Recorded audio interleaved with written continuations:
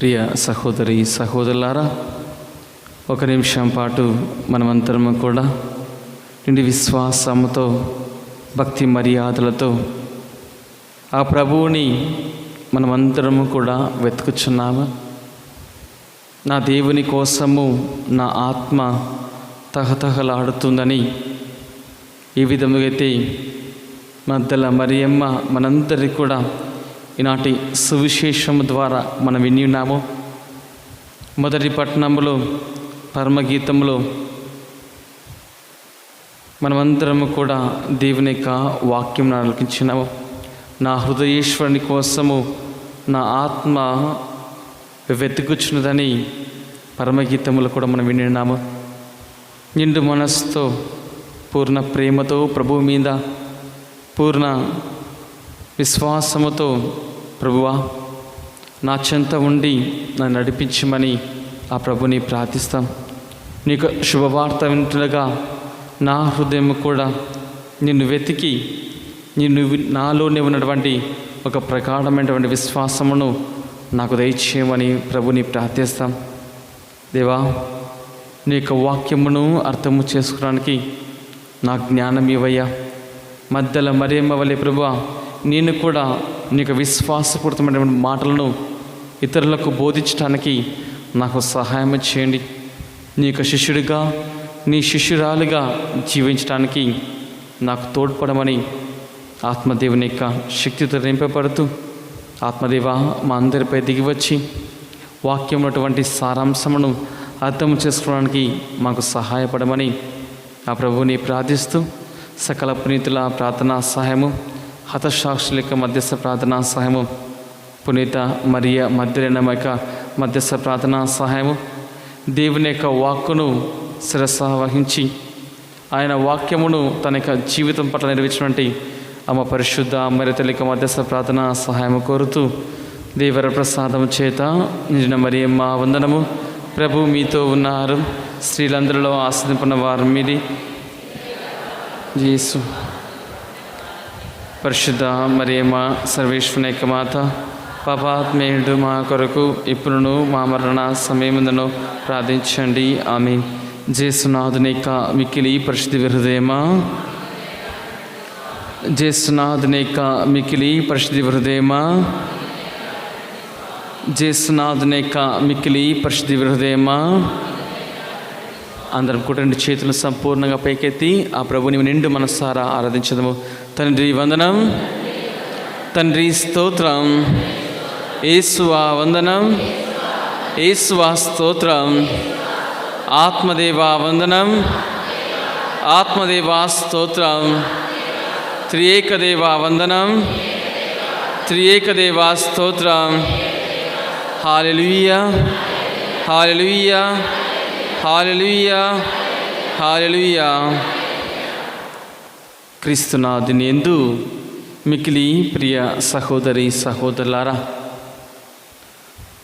మానవులేంటి మనమందరము కూడా అనేకమైనటువంటి సమస్యలతో, ఈ లోకపు చెడు అలవాట్లతో, ఈ లోకపు సంబంధమైనటువంటి అనేకమైనటువంటి పాపకారమైనటువంటి జీవితంలో మనమందరము కూడా జీవిస్తూ ఉంటాము.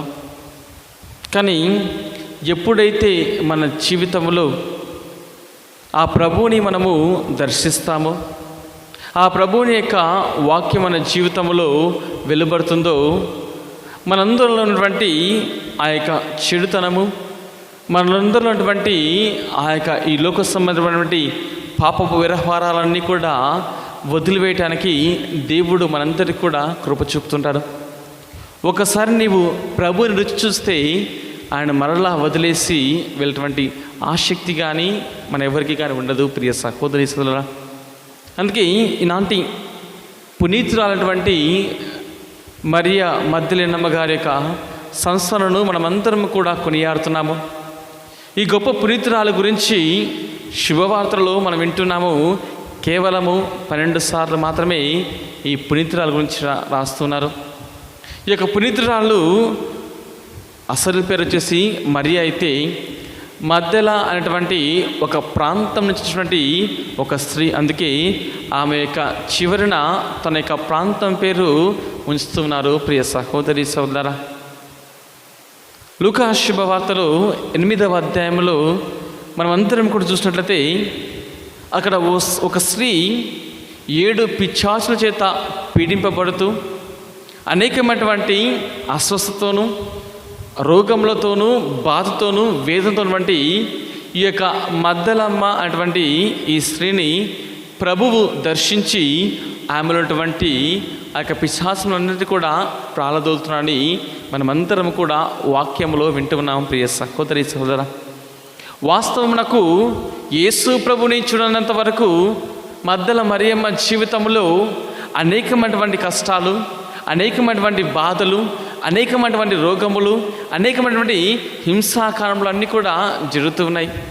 ఎందుకంటే సాధారణంగా ఒక వ్యక్తి జీవితంలోనికి, ఒక వ్యక్తి శరీరంలోనికి ఒక దయ్యం వెళ్తేనే అది చాలా కష్టముగా ఉంటుంది. కానీ ఈ యొక్క 7 అనేటువంటి సంఖ్య వాస్తవమునకు బైబిల్లో ఇది ఒక సంపూర్ణమైనటువంటి సంఖ్యగా మనమందరం కూడా భావిస్తున్నాము. అంటే ఆమెలో సర్వములో అటువంటి అనేకమైనటువంటి దయ్యములు, సంపూర్ణమైనటువంటి దయ్యములన్నీ కూడా ఆమెలో ఉన్నటువంటి మనకందరికీ కూడా వాక్యం ద్వారా మనకి బోధిస్తుంది. ఎందుకంటే 7 అనేటువంటి సంఖ్య అది సంపూర్ణమైనటువంటి సంఖ్యగా ఆ యొక్క మత గ్రంథాలు బోధిస్తున్నాయి. అదేవిధంగా ఆమెలో ఈ 7 దయ్యములు ఉండగా ప్రపంచంలో ఉన్నటువంటి అనేకమైన దుశ్శక్తులు ఆమె కలిగి ఉందని వాక్యము బోధిస్తుంది. అటువంటి సమయంలో ఆమె జీవితంలో దేవుడు చేసినటువంటి అద్భుతము ద్వారా, దేవుడు చేసినటువంటి ఆశ్చర్యకరము ద్వారా ఆమె జీవిత విధానం మారింది. ఆమె జీవిత స్థితిగతులు మారాయి. ఆమె అనారోగ్యము క్షీణించిపోకుండా స్వస్థత పొందింది ఈ యొక్క మద్దల మరియమ్మ. ఆ సమయం నుంచి ఎప్పుడైతే ఆమె యొక్క జీవితంలో దేవుడు చేసినటువంటి అద్భుతకరంగాను ఆమె దేవుని పట్ల ప్రేమను పెంచుకుంది, విశ్వాసం పెంచుకుంది, ఆయనను అనుసరించింది, ఆయనతో కలిసి నడిచింది. తన యొక్క జీవితాంతం వరకు ఆ ప్రభు యొక్క చెయ్యిని విడవకుండా అనునిత్యము కూడా ఆ ప్రభువు వెన్నంటి ఉంటూ సహాయపడుతుంది. ప్రియ సహోదరి సోదర, అందుకే లూకా శుభవార్త 8వ అధ్యాయంలో 3వ వచనంలో దేవుని యొక్క వాక్యం సెలవిస్తుంది. యేసు ప్రభుకు కేవలము 12 మంది శిష్యులు ఉంటే ఇక్కడ ఇతర శిష్యులు ఉన్నారు. వాళ్ళ పేర్లందరూ కూడా చాలా చక్కగా రాస్తుంది. ఎవరైనా చదవండమ్మా. లూకా శుభవార్త 8వ అధ్యాయం 3వ వచనము. హేరోదు గృహ నిర్వాహకుడగు కాజా భార్య యోహానమ్మ, సుజానమ్మ మరియు ఇతరులు వారి సొంత వనరుల నుండి వారి నిత్య అవసరములకు తోడ్పడుచున్న పెక్కు మంది స్త్రీలను వెంట ఉండిరి. చూసారు, దేవుని యొక్క వాక్యము సెలవిస్తుంది. హేరోదు యొక్క గృహ నిర్వాహకుడైనటువంటి కాజా యొక్క భార్య కూడా ఆ యొక్క యేసు ప్రభుని అనుసరిస్తుంది. వీరందరూ కూడా యేసు ప్రభు యొక్క శిష్యులను, యేసు ప్రభుకి అనేక విషయంలో, పెక్కు విషయంలో తోడ్పడుతూ కావాల్సినటువంటి వారి ప్రేమలో కావాల్సినటువంటి భోజన పదార్థాలు అన్ని విధాలుగా వీరు సహాయపడేవారని దేవుని యొక్క వాక్యం మనకు బోధిస్తుంది. ప్రియ సహోదరి సోదర, అందుకే కేవలము యేసు ప్రభుకి శిష్యులు మాత్రమే ఉన్నారు, శిష్యురాలు లేరని మీరు ఎవరిగా ఆలోచించండి. ఇదంతా కూడా అపోహ. ప్రభువుకి నిజముగా పురుషులు స్త్రీ అటువంటి భేదం లేదు. అందరినీ కూడా ఆయన చింతకు పిలిచాడు, తనతో ఉండడానికి పిలిచాడు. అందుకే తన యొక్క సొంత అపోస్తులే 3 సంవత్సరాలు ప్రభుతో ఉండి ప్రభు యొక్క బోధలు విని ప్రభు యొక్క అద్భుతకాలను చూసి వారందరూ కూడా ఎప్పుడైతే యేసు ప్రభువు రోమా పౌరుల చేతిలో పడ్డాడో వారందరూ కూడా చెల్లాచెదరైపోయారు. ఏ ఒక్కరి కానీ ప్రభుతో పాటు నిలిచి ఆ యొక్క కల్వరి కొండ వరకు, ఆయన మరణ సంఘటన వరకు ఎవరిగా నిలిచలేదు, శిష్యులు ఎవరిగా నిలిచలేదు. కానీ నిలబడింది ఈ యొక్క స్త్రీలు మాత్రమే.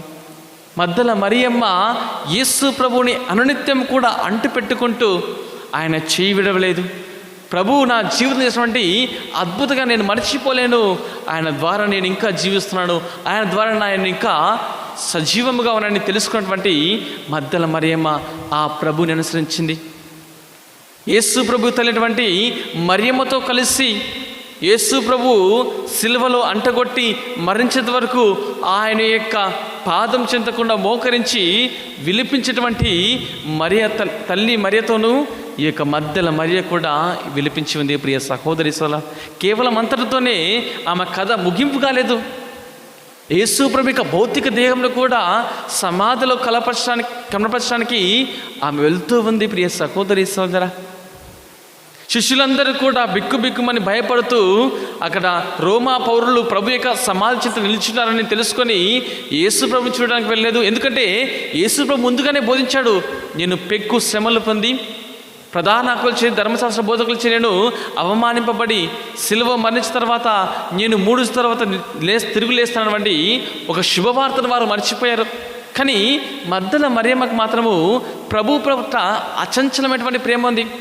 అందుకే ఈనాటి మొదటి పట్టణంలో పరమగీతంలో, నేను రాత్రి వేళ పడక నుంచి లేచి నా హృదయేశ్వరుని వెతకడానికి నేను వెళ్తూ ఉన్నాను, నా హృదయేశ్వరుడు ఎక్కడని నేను పట్టణం అంతా కూడా తిరుగుతున్నాను, తోటమాలని అడిగాను అని అక్కడ పరమగీతంలో ఏ విధముగా అయితే మనం విన్నామో అదే విధముగా ఈనాటి సువిశేషం కూడా మనం ఆలకించున్నాము. మధ్యల మరియమ్మ ప్రభువు మరణించిన సరే ఆ ప్రభువుని వెతుక్కుంటూ వెళ్ళినటువంటి ఒక స్త్రీగా నిలిచింది. యేసు ప్రభు యొక్క శిష్యులు వెళ్ళలేదు, యేసు ప్రభు యొక్క ముఖ్యమైన శిష్యుడు పేతురు కూడా వెళ్ళలేదు, యోహాను వెళ్ళలేదు. వీరందరూ కూడా వాళ్ళ తలుపులు మూసుకొని ఓ గదిలో ఉంటే మధ్యల మరియమ్మ మాత్రము ఒంటరిగా తెల్లవారక ముందే ప్రభు యొక్క సమాధి దగ్గరికి వెళ్తుంది. ప్రభుని చూడాలంటే ఆమె యొక్క ఆత్మదాహంతో వెళ్తుంది. ప్రియ సహోదరి సోదరా, యేసు ప్రభువుని చూచి కూడా ఆమె తోటమాలనుకుంది. కానీ ఎప్పుడైతే ప్రభు యొక్క స్వరము ఆమె పేరుతో పిలబడిందో వెంటనే ఆమె కనువిప్పు కలిగింది. రబోని, ఓ బోధకుడా అని పిలుస్తుంది. ప్రియ సహోదరి సోదరా, దేవుడు కూడా అనుక్షణము ప్రతి నిమిషం కూడా మనతోనే ఉన్నాము. కానీ ఇహలోపపు పాపపు జీవితంలోని మనందరినీ కూడా ఆపివేస్తూ ప్రభు చెంతకు వెళ్ళకుండా, ప్రభుతో పాటు నడవకుండా మనందరినీ కూడా చీకటి అంధకారమును ఆపివేస్తుంది. ఏ విధంగా అయితే మధ్యల మరియమ్మ జీవితంలో యేసు ప్రభు చూడకముందు ఆమె జీవితం మొత్తం కూడా అంధకారము, చీకటి, సమస్య. కానీ ఎప్పుడైతే ప్రభుని కనుగొనిందో, ఎప్పుడైతే దేవుడు ఆమె జీవితం అద్భుతం చేశాడో ఆ సమయం నుంచి ఆమె యొక్క జీవితము వెలుగుగా మారుతుంది. ప్రియ సహోదరి సోదరా, ఒక అంధకారం నుంచి వెలుగులో నడిపించినటువంటి దేవుడు మన జీవితంలో కూడా అంధకారం నిలుస్తున్నాము.